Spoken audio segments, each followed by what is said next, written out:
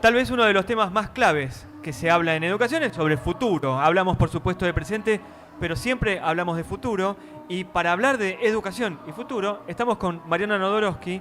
Mariano es profesor de la Universidad Torcuato Di Tella y también es uno de los referentes de Argentinos por la Educación. Y como digo, nosotros cuando leemos historia la leemos en presente, cuando hablamos del futuro hablamos también en presente. Y ustedes, desde Argentinos por la Educación, o por lo menos en los informes en los que vos estás colaborando, están analizando el presente. La educación siempre estuvo reñida con las métricas, con los datos. Más allá de que todo el tiempo estemos evaluando a los estudiantes y poniéndoles notas, los docentes, el sistema educativo siempre estuvo reñido con eso. ¿Cómo cambia el paradigma educativo a partir de que hay organizaciones como Argentinos por la Educación que empiezan a mirar esos datos? Bueno, primero antes no los mirábamos porque no los teníamos.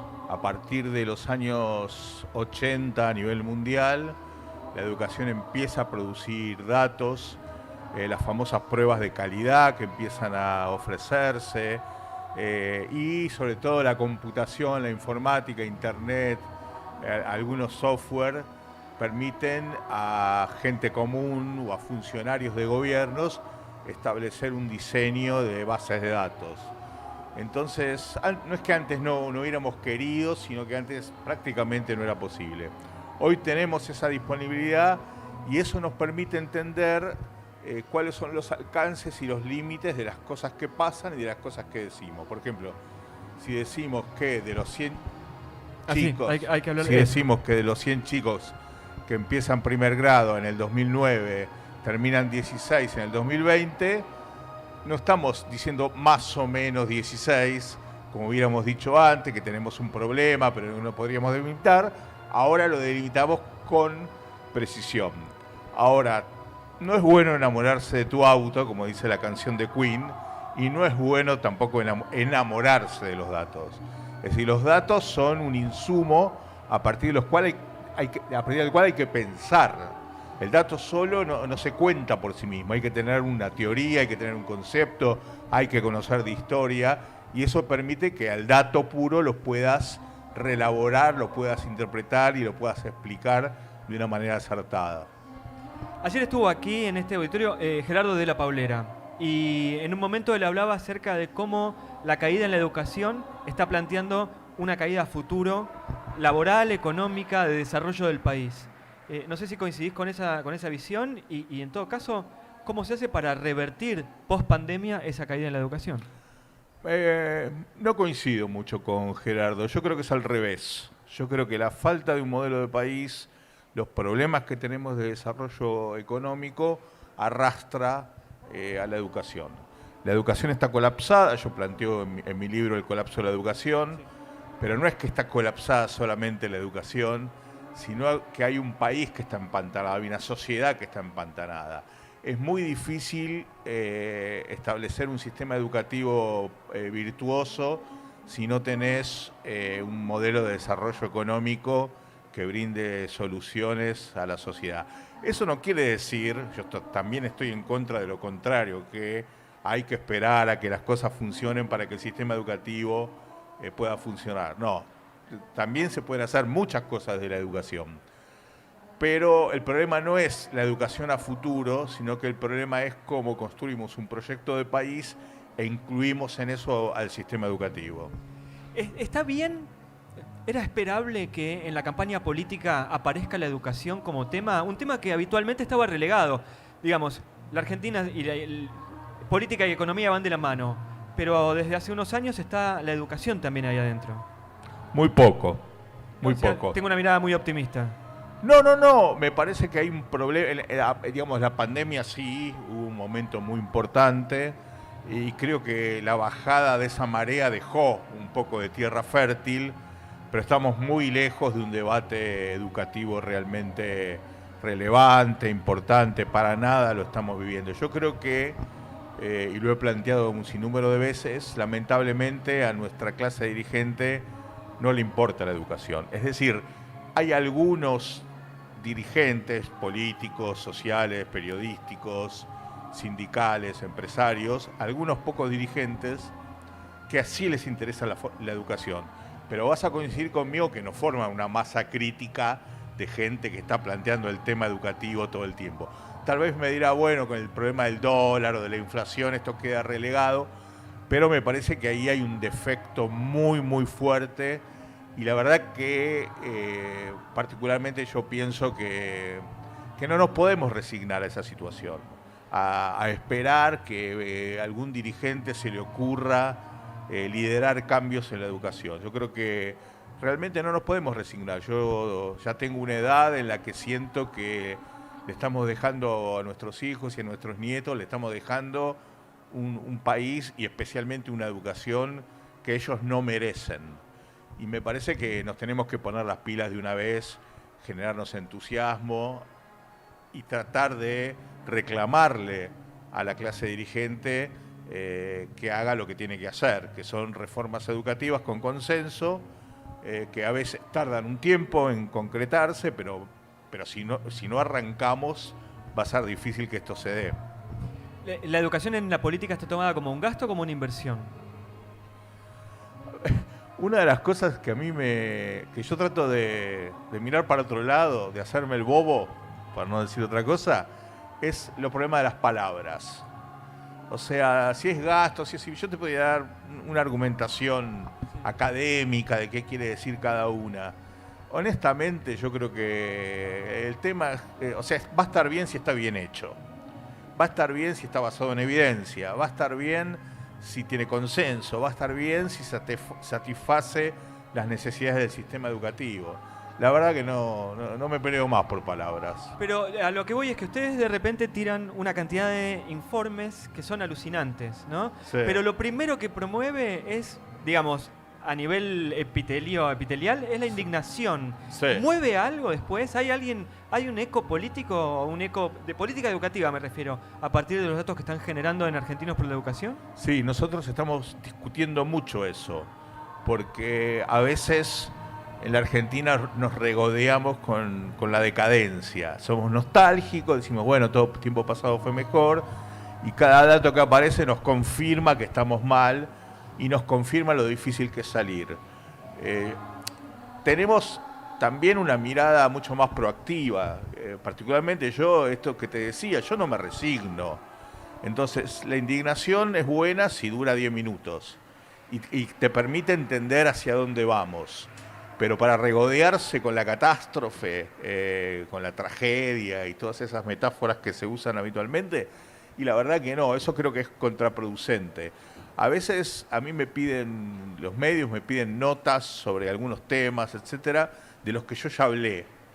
Y yo les digo, muchachos, a los productores de radio, de tele, a los de Infobae, yo digo, muchachos, 1000 disculpas, pero no estoy para sumarme al regodeo con la nostalgia, con el declive, con la mala onda.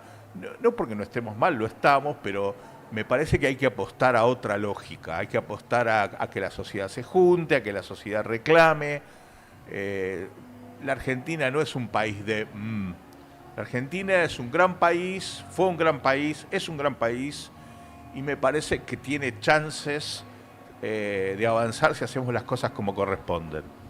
¿Qué provincias están haciendo bien? O no te digo cuáles, en todo caso, ¿cuáles son para vos los sistemas educativos de provincias que están funcionando bien? Para no hacer un ranking, que digas 2, 3, los que quieras. Mira, yo creo que hay que descolapsar la educación. Es decir, hay que salir del empantanamiento en el que estamos. Y hay muchas provincias que, si bien no hacen grandes reformas, hacen movimientos de descolapso y hacen movimientos de salir para adelante. Yo no siempre estoy de acuerdo con esas movidas, pero igual las apoyo y me parece bien. Tengo mucho contacto con muchos ministros y a veces le digo, mira, esto no me parece bien. Yo lo haría de otra manera o habría que hacer otra cosa, pero bueno, por lo menos tomaste la iniciativa. Entonces tenés el caso mendocino, con toda la movida sobre el tema de lectoescritura, del ministro Thomas. Es como el mascarón de proa de la lectoescritura, lo que Thomas está haciendo con Borsone en Mendoza. Sí, absolutamente. Sistemas de evaluación, de lectura fluida, acompañado por un sistema de gestión nominal, o sea, a los chicos se los identifica por número de documento, que eso es anterior a Tomás, es de Jaime Correa.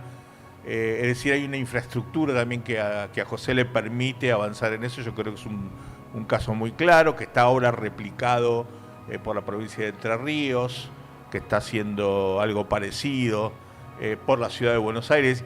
Y esto es interesante: Entre Ríos, kirchnerismo; Mendoza, radicalismo; Ciudad de Buenos Aires, PRO.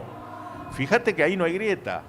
O sea, ahí hay gente que entiende que hay que salir para adelante. Y eso se ve hace pocos años. Ese impulso de las provincias, de varias provincias, por salir adelante, la reforma del secundario de Entre Ríos, mucha política educativa en Córdoba. No quiero dejar afuera y estoy dejando afuera. Decía, pero por eso yo te decía no hacer un ranking, sino no destacar. no es ranking. Yo destaco que hay provincias y sobre todo ministros, porque acá hay otro problema.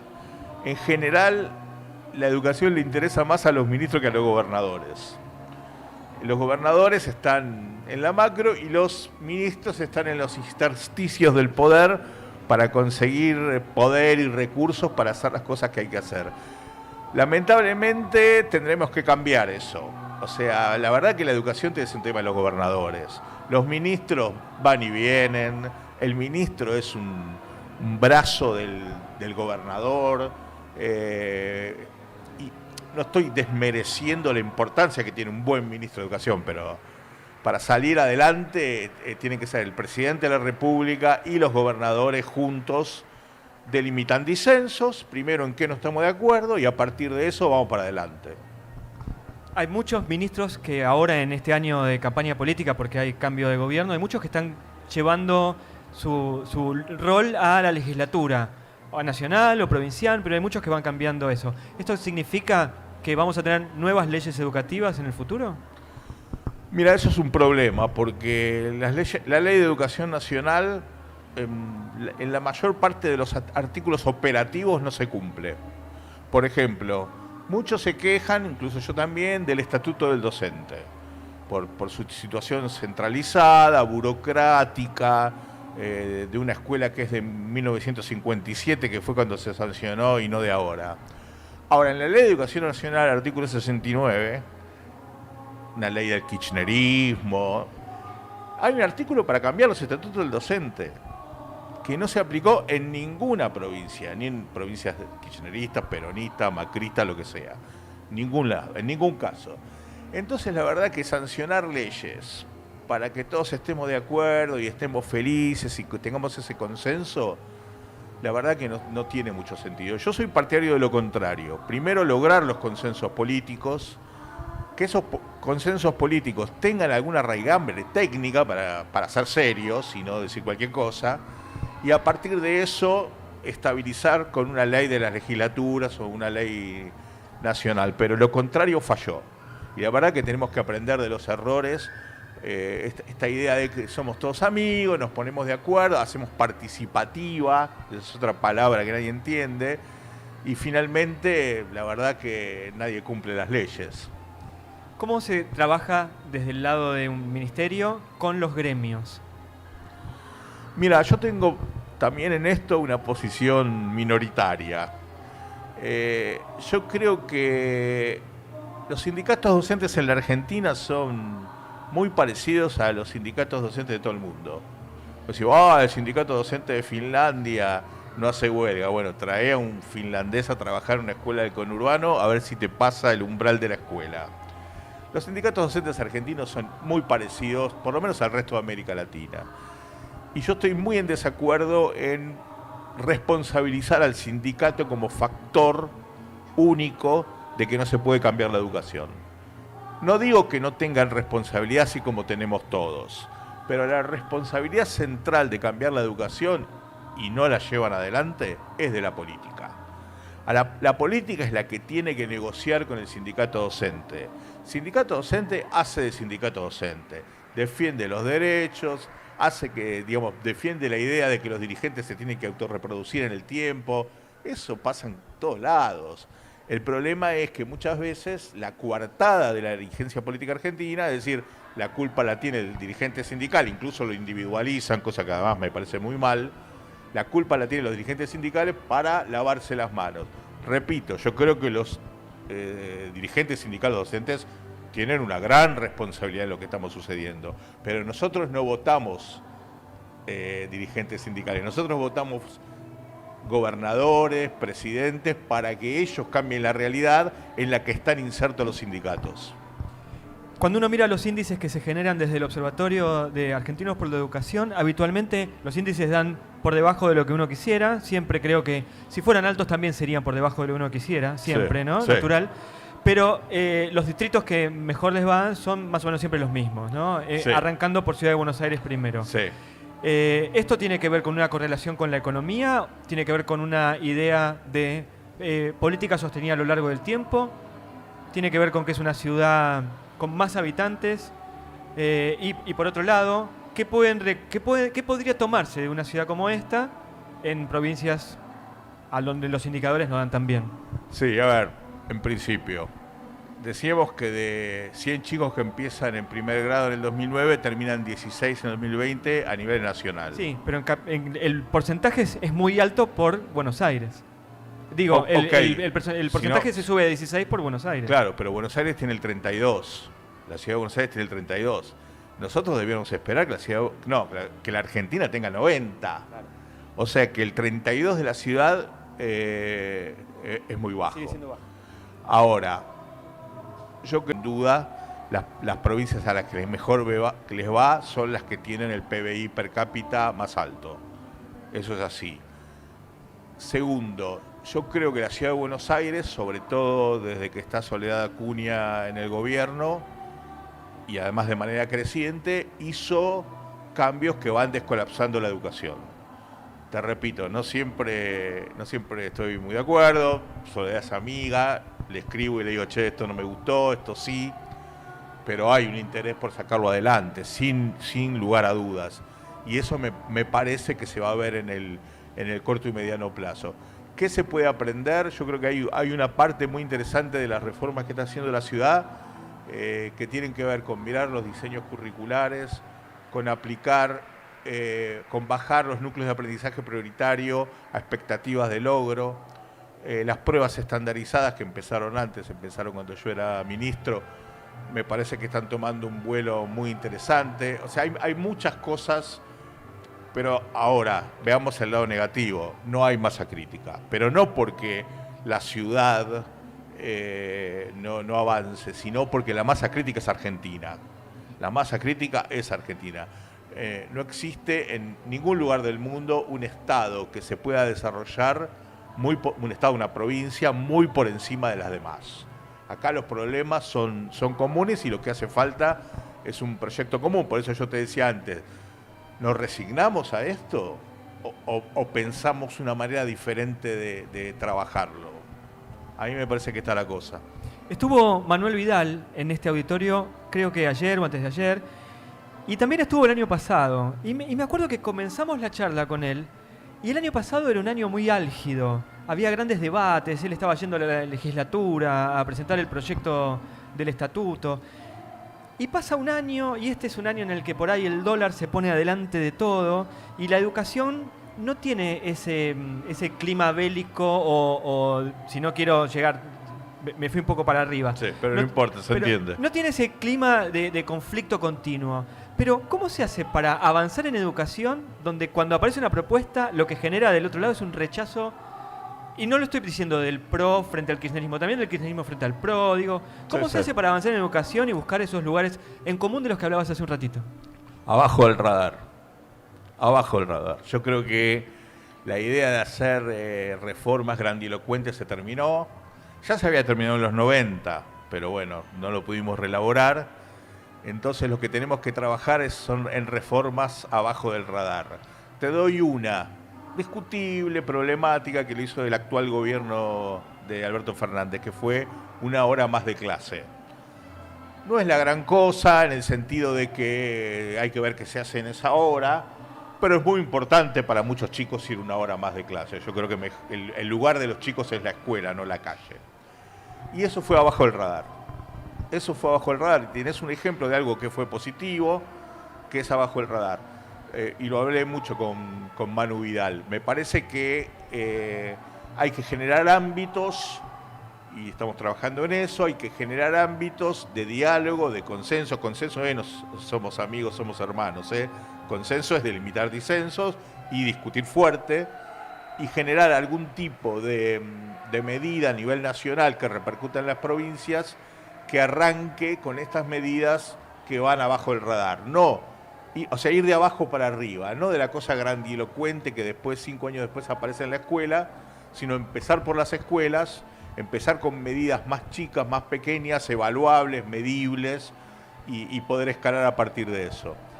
Abajo del radar quiere decir que la columna que sacaste hoy hablando sobre el proyecto de Milei no tendría sentido. Mira, la propuesta de vouchers a nivel internacional es una propuesta seria.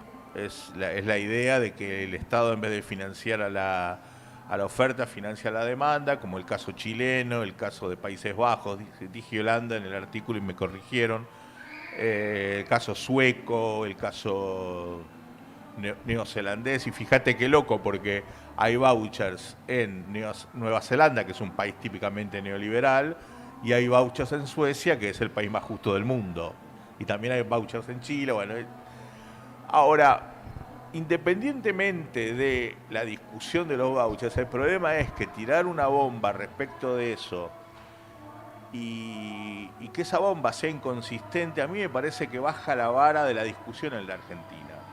Porque estás tirando algo que es irrealizable, pero no como la dolarización, que discutís los efectos, que se puede hacer, pero con efectos complicados.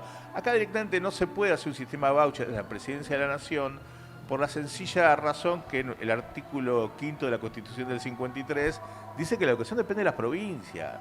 Entonces, desde el gobierno nacional hay poco que se puede hacer, hay algunas alternativas subóptimas a lo que propone Milei, que son mucho más complicadas de efectuarlas. Entonces yo creo que hay que ser serio con eso. No quiero enfrentarme o criticar a la persona. Incluso yo estaría dispuesto a que cualquier candidato, si le interesa una reflexión, yo no tengo problema en dar una mano. Ahora también con esto, con las redes sociales, tenés lo que se llama la ley de Brandolini, un comunicólogo italiano, que es lo siguiente: instalar una noticia o falsa, en este caso de Milei no es falsa, o poco consistente, es mucho más fácil que desmistificarla, que discutirla. O sea, un eslogan en la televisión lleva 10 segundos y se instala, versus la refutación analítica en base a datos y en base al contexto que podemos hacer, lleva un montón de tiempo. Entonces a veces me pregunto, en esto de la indignación, si tenemos que contestar estas cuestiones. A veces me parece que no lo tengo muy claro, pero realmente el tema es cómo hacemos para tener la vara de la discusión política en general y educativa en particular lo más alto posible, para que la población se informe bien y finalmente decida en base a sus convicciones y no a falsos discursos. Mariano Nadorowski, que fue ministro de Educación y que es profesor en la Universidad de Itela, y él me dice siempre que hacemos notas, fui ministro hace un montón de tiempo y sigo siendo profesor. Muchísimas gracias por haber estado aquí en el auditorio. 14 años hace que fui ministro, así que imagínate. Muchas gracias por haber estado aquí en el auditorio de TIC. Dale, mil gracias.